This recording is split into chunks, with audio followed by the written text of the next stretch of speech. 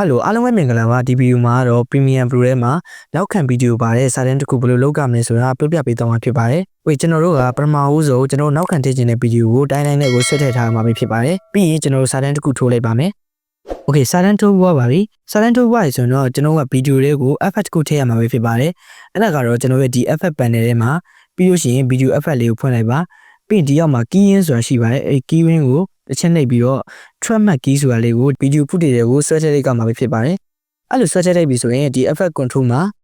trackmark key ဆိုတာလေးဝင်လာပါပြီ။ trackmark key ရဲ့ match ဆွဲနေရာလေးမှာ none လို့ဖြစ်နေပါလိမ့်မယ်။အဲ့ဒါလေးကိုမြားလေးထောက်လိုက်မယ်ဆိုရင် video 2 video 3ဆိုပြီးပေါ်လာပါတယ်။အဲ့ဒါက video 2 video 3ဆိုပြီးဘာလို့ပေါ်လာလဲဆိုတော့ကျွန်တော်တို့မှာလည်း track ကလည်း2 3ပဲရှိနေလို့ပဲဖြစ်ပါတယ်။စာတန်းရှိတဲ့နေရာကို match လုပ်ပေးရမှာပဲဖြစ်ပါတယ်။စာတန်းရှိတဲ့ဗီဒီယိုက video 2ဖြစ်ပါတယ်။ V2 ပါ။အဲ့ဒါဆိုတဲ့အတွက်ကျွန်တော်တို့က video 2ကိုရွေးပေးလိုက်မယ်ဆိုရင်နောက်ခံဗီဒီယိုပါတဲ့စာတန်းတစ်ခုရပြီပဲဖြစ်ပါတယ်။ပြန်ဖွင့်ကြည့်လိုက်မယ်ဆိုရင်